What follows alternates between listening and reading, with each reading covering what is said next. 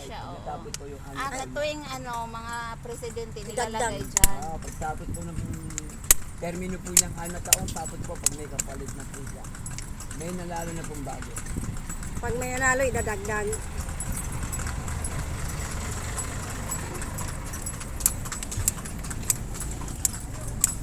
Nanakay kabayo ang taga Bukid. walang kabayo sa ilang bukid. Ayan na.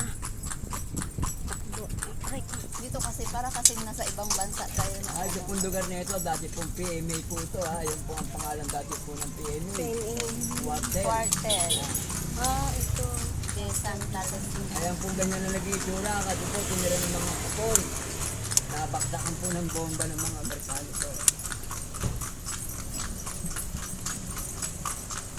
Yung pong kulay puting building, dati pong kumbento po ng mga madre. Ngayon po yan, museum po ng ating hero.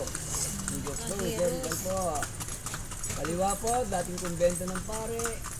Ngayon po, eskwelahan po ng mga marurunong po rito sa Manila, yung mga eskola. Yan po, wala nang bayad yan. May allowance pa po yan. Ay, Ay, ganon. Solar man. May allowance pa po 3,000 kung buwan yan, sandaan isang araw. Ang galing. Kaso, Alam po, may kailangan ka dyan, 97.2. kaso yung average niyan. 97. Kailangan hindi bababa sa 97 point. Baka 3% na lang po.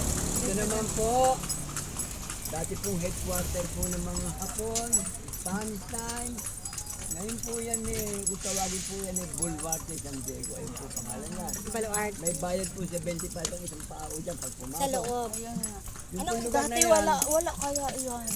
yung pong lugar na yan, madalas po pagganapan ng mga birthday. Kasi alam po, maganda po kasi loob niyan. May mga pwedeng pagganapan po ng birthday. Parang venue. Tapos po, ayun po yung kanyo na iniwan po ng Hapon. Oo, nakapunta kami dito. ayun. Nakapunta kami. Yun. Pwede pumasok dyan. Ayun po, pwede po pumasok dyan para mag-picture. Oo, pwede tayo pasok na.